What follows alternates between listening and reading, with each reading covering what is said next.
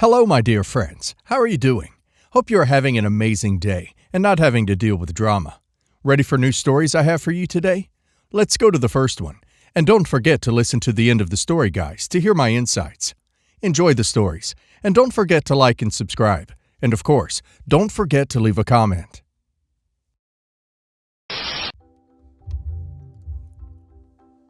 Background. My husband has a friend, 33 male.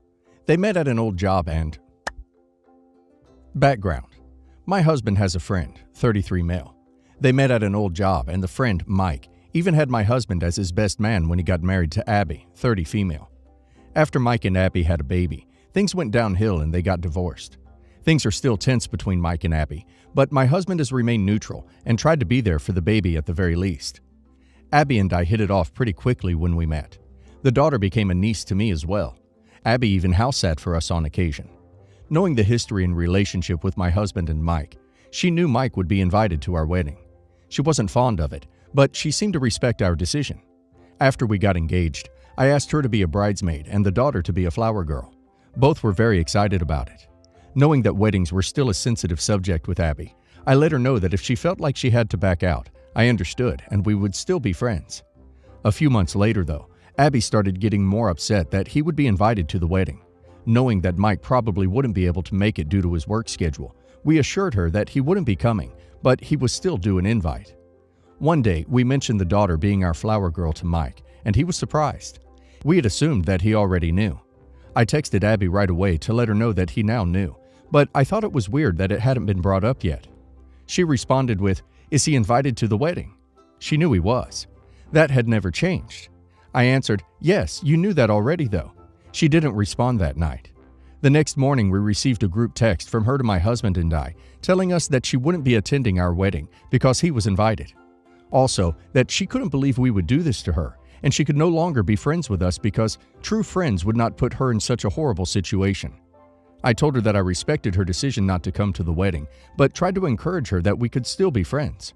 At first, I thought she was just projecting her hurt from the divorce, and that she would come around. The next day, she privately texted my husband that I had told her that I didn't love him anymore, apologized to him for having to back out, for not being able to be there for him, and that he deserved so much better than me.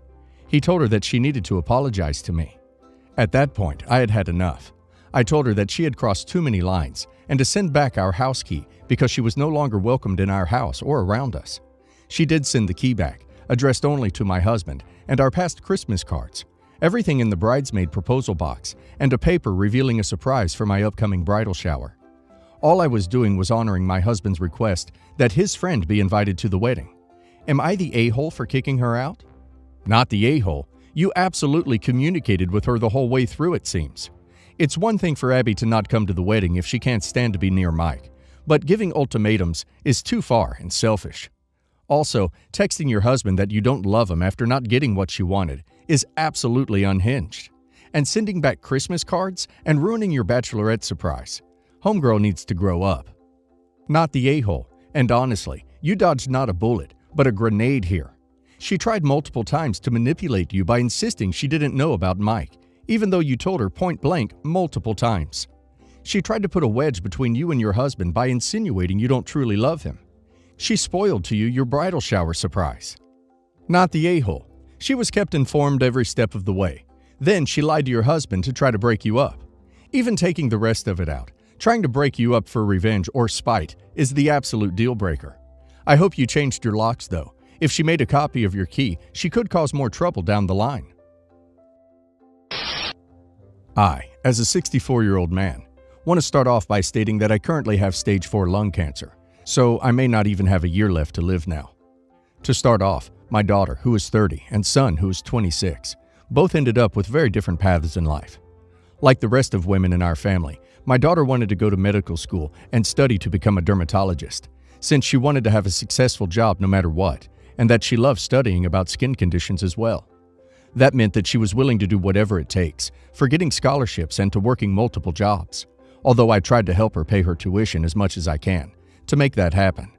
So now she currently is working her dream job and making a very good living, about $250,000 a year, and very debt-free now, which is something that I'm very proud of her for. while my son decided to give up on going to further schooling just so he can help aid his sick mother when her health heavily declined from leukemia around when our son was 14 and our daughter was 18. So in order to focus more on taking care of his now late mother, and then me after I got lung cancer, my son is completely focused on working only minimum wage jobs, just so that he can have more time to care for us. And even if I knew that he probably wanted to go to college, and I told him to not worry about us, my son was still so kind enough to focus more on us so that his sister wouldn't be burdened with doing so, and simply because he loved us. Because I feel so grateful and responsible for him sacrificing so much for us, I decided to let both my children know that, when I die, my son is to keep the house, all the possessions that we have in the house, including our car, and 80% of whatever money that I have left, in hopes that he could eventually use it to go to college if he wanted to, and that my daughter can have the other 20% of the money, because I wanted to leave something, but didn't think that she needed the money that much, since she has a well-paying job. For her to be left behind with many of her mother's possessions and whatever my son didn't want to inherit from me. Of course, I did expect my daughter to be somewhat upset about this, with her potentially believing that I am favoring my son more than her, despite me trying to explain that I am simply trying to pay back my son for all the help he gave me and that I really don't favor him more than her. However, what I didn't expect is the rest of my family, especially the women, to call me as well and berating me for acting misogynistic and that I was punishing my daughter for her success, when I only wanted to give back to my son for helping me and my late wife. Am I the a-hole? And should I reconsider splitting the assets of my will 50-50 before it's too late? Not the a-hole. I think your reasoning is sound, but I wouldn't phrase it as you paying him back for helping. Phrase it as because he put his life on hold to help and that he needs an extra leg up now. This isn't about punishing her, but helping make sure they both have a chance at a good life. You are grateful you don't have to worry about her future, but this is about giving you peace of mind regarding his. Perhaps try to talk to her about what memory items she wants first, since he's getting the bulk of valuable possessions. Not the a-hole. Your son has put his life on hold for 12 years. He's definitely going to need a bit of help getting back on track. He's significantly behind his sister when it comes to making a decent wage. 4 years of school, 3 years of college, at least, before he'll be where she was at 7 years ago. At $250,000 a year, he's well behind financially. You're not punishing your daughter for her success. You're rewarding your son for his time and effort. You're the a-hole for not discussing this with him earlier. Did you have the means to care for your wife and encourage your son to get an education? If not, and you relied on his help, then you should have had a fair compensation conversation with both of your children long ago. My brother's fiancée, Emma, 25, and my brother, Jonathan, 27, were getting married. My brother's fiancée has 2 kids, 6 and 7, and they're both boys. Emma bought a wedding dress that was very expensive and wanted to brag it to the whole family. So she decides to display it in the middle of the kitchen where kids are horseplaying. Honestly, just by the sound of that, it already is a disaster. Well, everyone was socializing and drinking. I was holding a glass of wine while talking to a childhood friend when suddenly one of her kids runs into me, causing the wine to fling, and it got all over the wedding dress. Her kid got up and started to cry. Emma was furious and she cried. Everyone looked at me like I was at fault. My brother told me to leave. That night I was contemplating what had happened when I got a call from my brother. He sounded upset and was talking aggressively, demanding for me to pay for the damages I had caused. I told him why he's not blaming the kid. His excuse was, he's just a kid. Don't bring him into this. You did the damage and should take responsibility for it. I was shook and told him that he ran into me and asked him why I was getting all the blame. He then ended the call with, I don't care, just pay for the damage. Long story short, I called him back and explained to him that I will not be paying for the dress. He was angry and started shouting on the phone, saying I'm the biggest a-hole he had ever met for not taking responsibility for my actions. I then asked him what actions I caused, but he kept repeating himself, saying just to pay for the dress and we can forget about everything. I told him I will not be paying thousands of dollars because a kid was running around and ran into me, causing the wine to fling and stain the dress. Later that night, his wife called me and was angry, calling me names like coward, B, a-hole, etc. I was upset but didn't let my emotions take over me. I stopped her midway talking and asked where the idea of displaying an expensive white dress in the middle of the kitchen came from. She didn't answer the question and started to call me names again. I hung up and blocked her. After that, everyone in my family started contacting me, mom, sister, brother, etc. They were all sending me text messages calling me a bad person. To end the conflict, I paid them $2,500. I regret doing it, but it's whatever now. The only thing that got me upset was that I don't understand why her child didn't get any part of the blame. Am I the a-hole? Not the a-hole. Who displays their wedding dress like that? Mine was locked in a closet in the garment bag until the very last minute. It's a dress that costs thousands of dollars, and you're just going to hang it out in a room that is known to have food and drinks passing around? This is 100% on your future sister-in-law. And that's even discounting the fact that it was their kid that ran into you, causing you to spill the drink. You are an absolute doormat to pay the money. Not the a-hole. I would have died on that hill. Lady puts on wedding dress in her kitchen, with her kids running around, wine flowing, and this is your fault? No, absolutely not. I'm the last person in the world to tell others to cut contact. On the contrary, I'm a kumbaya person. But no one gets to blame me for what was not my fault. Here the line must be drawn. If your family loves you, they'd forget all about it and consider it a minor accident. Crap happens kind of thing, not life or death. $2,500 to clean a dress? Don't wear it in the kitchen. People's stupidity should never demand access to your wallet.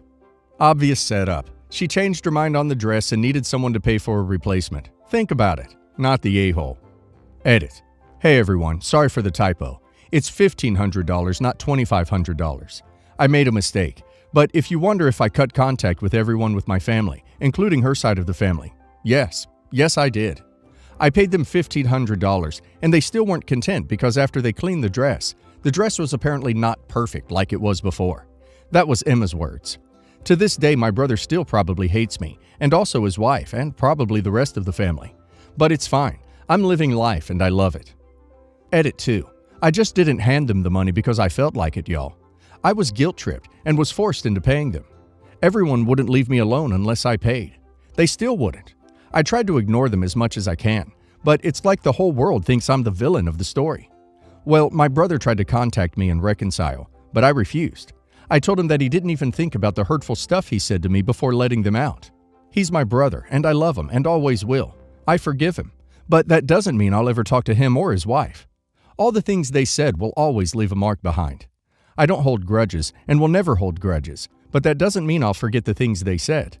Even my own mother was on their side. Anyways, all of those are in the past now. I'm going to keep living life happily. My fiancé and I have been together for a little more than a year plus. 2 months into the relationship, he and I found out together that we had a surprise child because the mom never told him she was pregnant, and her mom was the one to text him saying that her daughter was giving birth to his kid right at that moment, if he wanted to be there. We waited for a paternity test, and sure enough, 2 months after that, it was confirmed that he had a daughter. I never resented this and actually really liked her. I've never met the mom and don't plan on it for a while, so there's zero drama there. I help watch her and raise her when we have her every Wednesday night and every other weekend. My issue is that 6 months into our relationship, I found out I was pregnant. Currently, I have about 6 weeks to go until I pop. I told him the other day that the week I go into labor and return home with him and our son, I don't want his daughter here for at least a week. I also said if I give birth in, let's say, a Thursday, I really don't want him to leave that weekend and go pick up his daughter. I feel like all of his attention would be elsewhere, and he'd have to be gone with her while I'm at the hospital. A few of my reasons is she's extremely fussy and can only be calmed down when being held by him 24/7. She's also a huge screamer. I also don't see how we're going to be able to get our newborn settled and him, my fiancé, be able to take care of our son if she needs constant care during her time here. Again, I love her and have known her the same amount of time he's known her. I just don't know how it would work while I'm healing in stitches and our son and his daughter are crying all at once. I won't mind the juggle once I'm more healed. He doesn't really seem to understand this though, and he said he only sees half of my reasoning as valid. Am I the a-hole? I just feel as though a not even 1.5-year-old and a newborn would be too much all at once for at least the beginning stretch. Not sure how selfish I'm being, and maybe it's just my anxiety. I'm 21, and this is my first child myself, so I don't have anything to go off of, and just want all the uninterrupted support I have for at least the first week. Edit.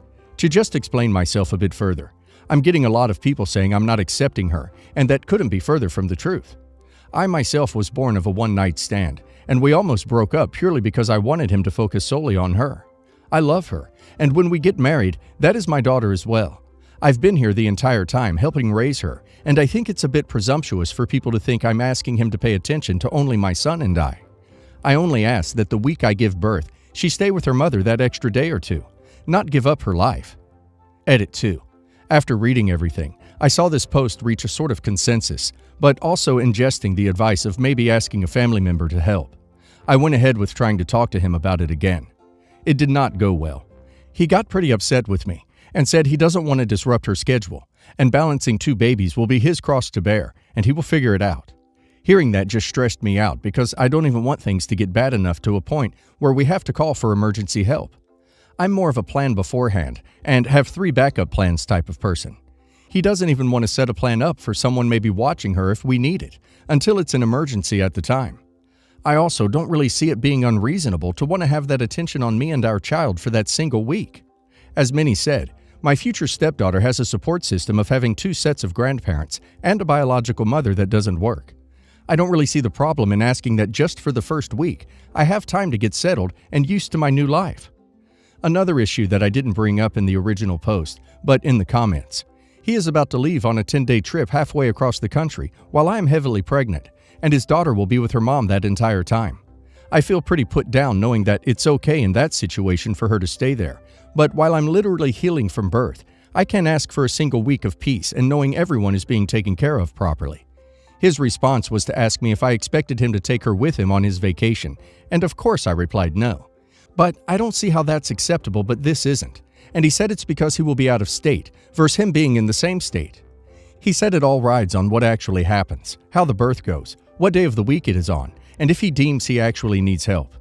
I just don't see our just-turned 1-year-old, newborn, and me in the process of healing being able to juggle all at once. I'm very torn. I understand his side in that he wants to keep the schedule they have set. It just hurts that it's okay to change the schedule when it benefits him. Also, the mom has asked multiple times throughout the year for us to watch the baby unplanned, or to keep her extra days. Sometimes for a family party, other times for medical reasons. I don't see why my medical reason is any less. I'm also just an emotional wreck now though, so I could be overthinking it. Not the a-hole. You're not telling your fiancé to get rid of his other child.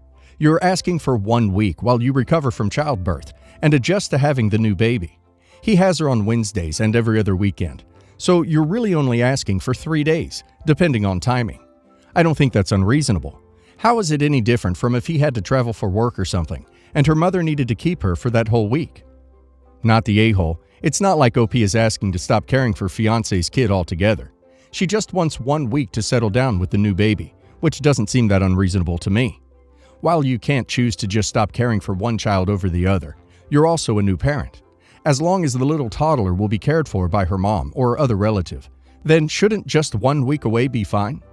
You're the a-hole. If the other sibling was your bio child, you wouldn't send them away.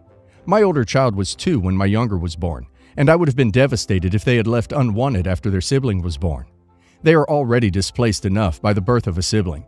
Can't imagine a parent not wanting them around.